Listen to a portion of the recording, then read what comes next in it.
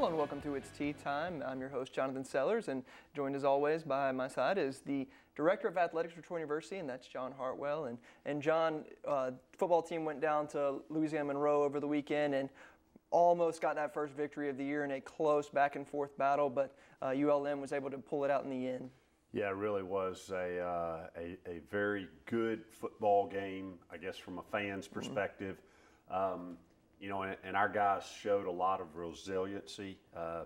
Certainly going down 13-0 early on the road, and all of a sudden came up off the deck there, went ahead 14-13 at halftime, came back, scored late to go up 20-19. Monroe, just like they've done, this is the third game this year that they've won in the last 5 minutes of the game, and you got to give them credit. But our guys really battled, played hard. Certainly Brandon Silvers accounted very well for himself at the quarterback position, throwing 3 touchdowns. The defense really made some strong plays, but at the end of the day, we just didn't have quite enough to finish it off, and now we've really got to regroup. You've got an off week before homecoming. Come home, New Mexico State, certainly a game that, especially in light of the way the improvement that was shown this past week, a game that our coaches and our players feel confident about having the opportunity to win, and certainly would be a tremendous boost to get that first win for homecoming next week. Well, and you mentioned that, and with homecoming come all the festivities along with it. Lots of alumni coming back to town. So hopefully you get a lot of people coming back to town for the game, and just a lot of great atmosphere surrounding it. Sure, and the parade on Saturday morning, I think it's an 11 a.m. start for the parade. No, maybe it's 10 a.m. Okay. For 10 a.m. for the parade downtown. The band will be in that along with our cheerleaders and many of our students.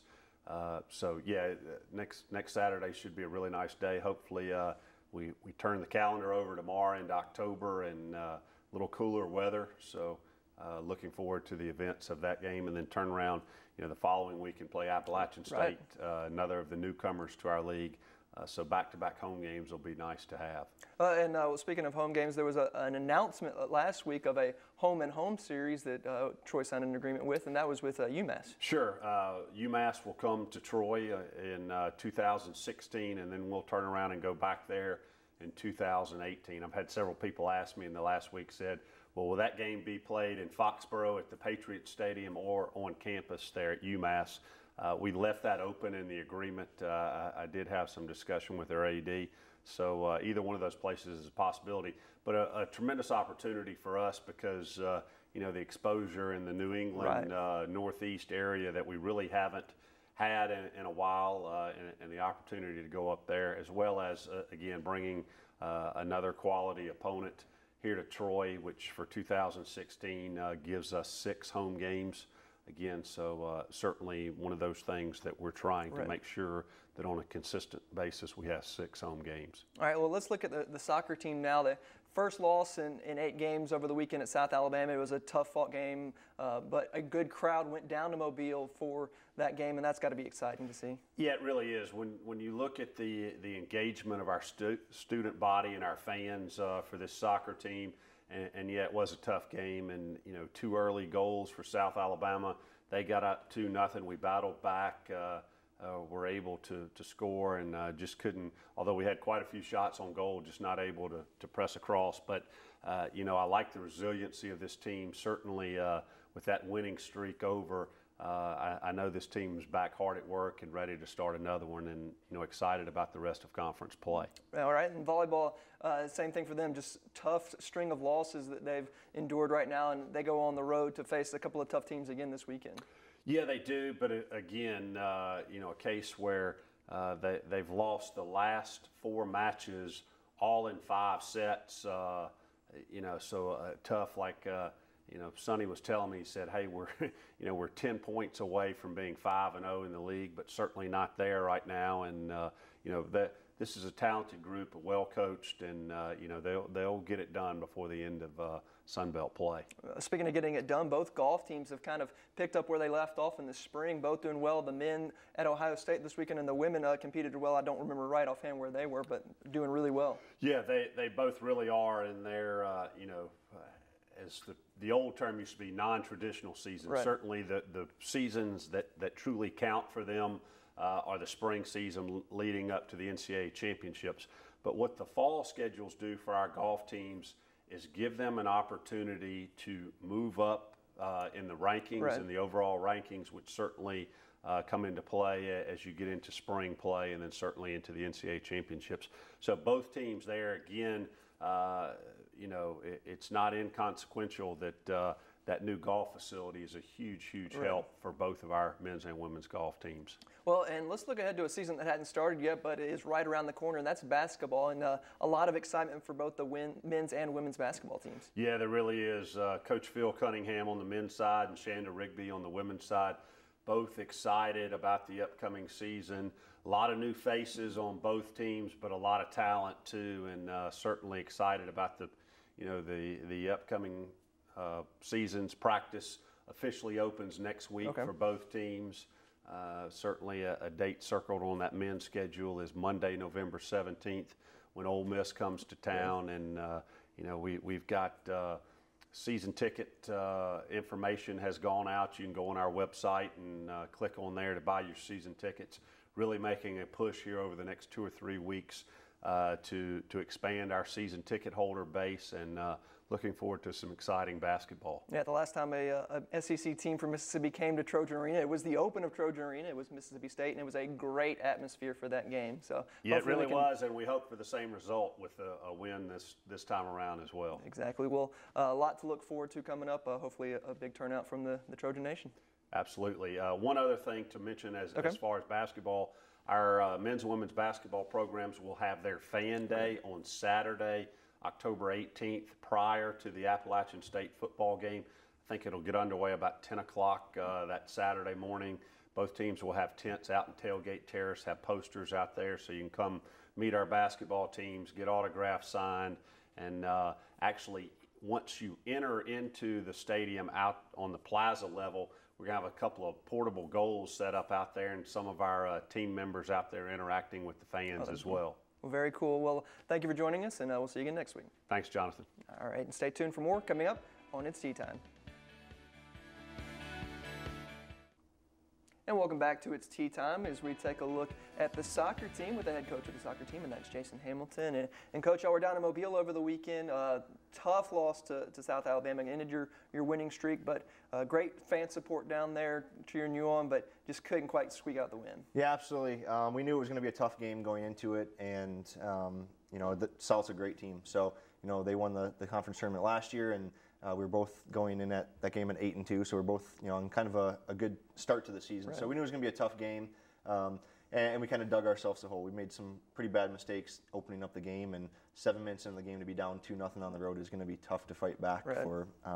But I think it was if we had to lose a game in conference, that's probably the best one to lose because the first conference game, we can stop focusing on having a winning streak, and we can just focus on building from there.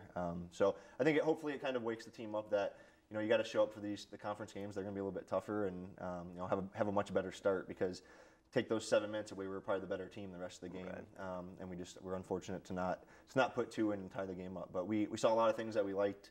We had a pretty key injury leading into that game. So we played a different formation, and we saw some things that we liked, and something we may try again going forward. Well, going forward, you're going to be back at home this weekend, taking on both of the Louisiana schools of the Sun Belt, Lafayette on Friday, then ULM on Saturday, or is it Sunday? Sunday, okay. And then, so Friday night, it's going to be the first ever game underneath the lights at the soccer complex. So that's going to be interesting, and hopefully the fans will come out to support that. Yeah, we're pretty excited. I mean, we want to thank all the fans that traveled with us to South Alabama. 50-plus fans on a road game is great. So hopefully we can reward them this weekend with some good soccer and a couple of wins.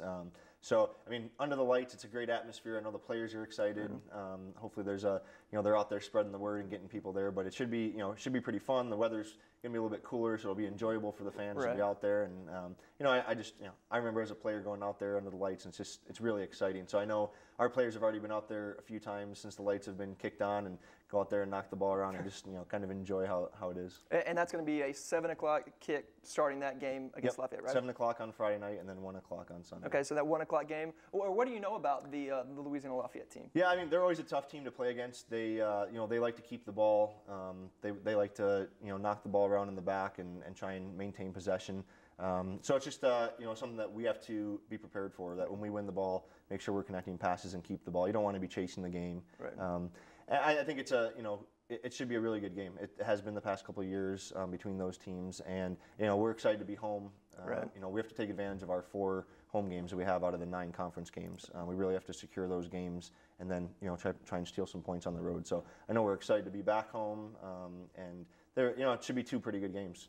All right, Coach. Well, good luck in both of those games, and hopefully 2 more W's for you. Thank you. All right, and stay tuned for more coming up on It's Tea Time. Well, welcome back to It's Tea Time, and we're going to take a look at the track and field program and also mention the cross country program as well with the director of that program, and that's the new head coach. That's Mark Davis. And Coach, thanks for being here. Nice to have you here at Troy University. Great to be here. Now, as I said, we're going to mention the cross country team. They're in action. They were off over the weekend. They'll be back in action, at Jacksonville State coming up this weekend. I just want to give us a quick preview of that meet. Yeah, we're just excited to get them out there competing again. They're getting used to competing as a team, and I think that's how, in cross country, that's how you win. You win by packing up and learning how to do things as a group.